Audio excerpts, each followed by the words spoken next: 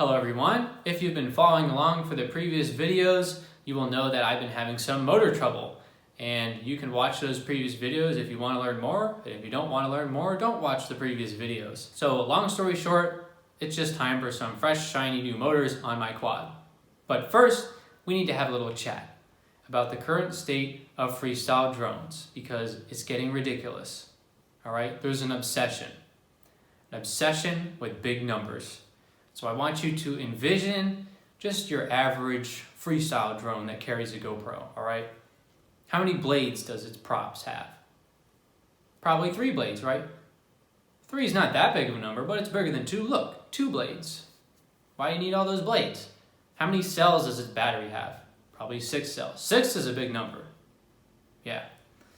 And the motors. How big are the motors? Probably big number motors. 2207, 2208, 2306, 2406, 2408? I don't know who's running 2408s on 5-inch, but I'm sure someone out there is doing it. But regardless, all of those numbers I said right there, those are all big numbers. And worst of all, what's the all-up weight? The biggest number of them all. Yeah. Probably starts with a 7, maybe an 8. I don't even want to think about what an 800-gram quad is like. Like, how do you pick that up after you're done flying? That is almost as heavy as your mom. That's a big number quad. So anyways, this right here, this is the Tubular Quad version 6. It's a custom frame I designed that uses tubes for arms. You can check out more about it if you want on my channel, or if you don't care about it, don't. But this setup is built around small numbers. I don't know what the obsession with big numbers is. So the props are big number props, all right? The diameter is 6 inches. We discussed 6 is a big number. But other than that, like the blades, there's only 2 blades. 2 is less than 3. My batteries only have 4 cells. 4 is smaller than 6. And the motors are tiny number motors. 2206.5 stator size and 1922 kV. Microscopic. So, current motors are the Hyperlite 2206.5 1922 kV motors, and we're going to even tinier numbers, the Hyperlite E-Series 2205.5 1922 kV motors. So we are keeping the brand constant, Hyperlite. We are keeping the kV constant at 1922 kV, but we are shrinking the stator size down to 2205.5.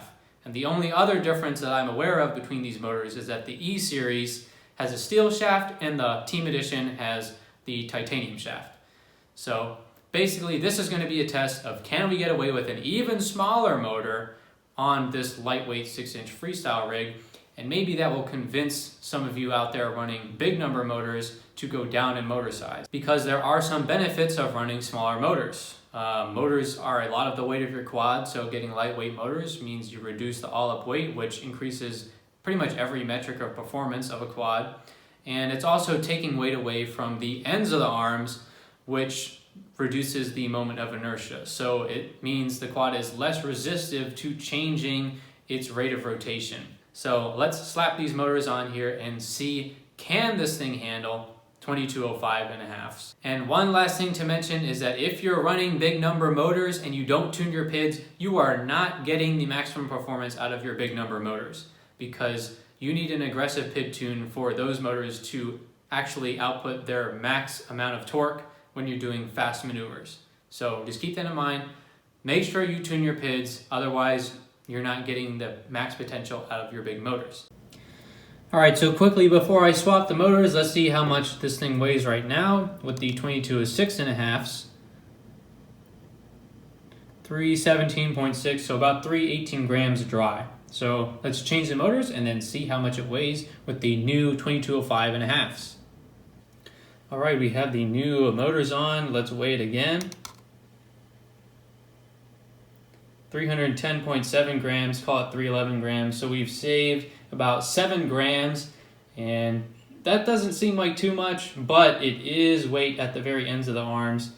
So let's see how this thing flies now. All right, so I've put about a dozen batteries through these new motors, but I'm gonna save my verdict for the end of the flight because I want to talk about numbers first. The all-up weight was improved by 6.9 grams or 1.1%. and I was actually expecting a greater improvement in the all-up weight, but there seems to be a discrepancy. So when I weighed the new motors, they are 4.2 grams heavier than the advertised weight, and even when I weighed the old motors, they're 1.6 grams heavier than the advertised weight. My scale tends to be pretty accurate, so seems like Hyperlite might have a bit of an optimistic scale, but anyways, because of these discrepancies, the improvement in all-up weight wasn't as great as I was hoping, so I probably should have gone with the titanium shaft motors instead of the E-Series steel shaft motors. I also wanted to see the improvement in the moment of inertia of the quad, so I built a very detailed CAD assembly with accurate masses on everything, and the moment of inertia has been improved by 2 to 3%, and I'm estimating if I'd gone with the titanium shaft that would have been more like 5 to 8%, depending on the axis you're looking at. So the all-up weight has been reduced by 1.1%, and the moment of inertia has been reduced by 2 to 3%, but the stator volume has been reduced by 15%. So the stator volume has gone down a lot more than the all-up weight or the moment of inertia. And you would think that this automatically means that the response of the quad will be a lot worse. But I've finished building my mathematical model to express the relationship between response time and motor size, and that's going to be the topic of a future video, but basically the relationship is not that simple. Just because the motor is bigger does not necessarily mean that the response is better. And in my experience testing these two motor sizes, I wasn't actually able to tell the difference in response.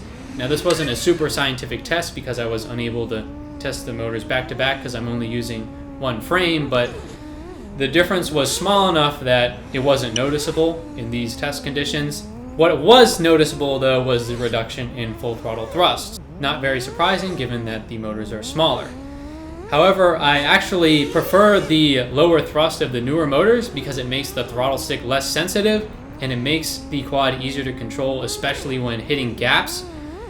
And on the old motors I wasn't even using the whole throttle stick, and now I'm using more of the throttle stick. It just effectively increases the resolution of the throttle stick.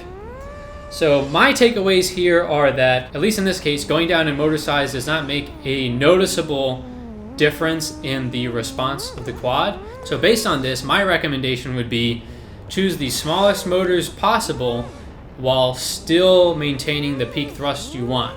A lot of times people will buy motors that are bigger than they need or have higher kV than they need because they allegedly increase response, and then they'll use some kind of throttle cut or just not use the top part of their throttle stick. But because I'm getting away with such a small motor on this quad, I don't really see why you need such large motors to get good response. So to me, it makes a lot more sense to go with the smallest motor size you can to reduce the weight of the quad, which will increase your flight time and improve your cornering, instead of going with big motors that may or may not improve your response. Once again, we're going to talk about that in a future video. So that's my verdict. I don't really see any reason to go back to larger motors on this setup. Please like this video if you liked it. Let me know in the comments what you thought about the flight footage and the flight performance of these motors, and get subscribed so that you don't miss that future video where we take a deep dive on the math behind quad response time and motor size.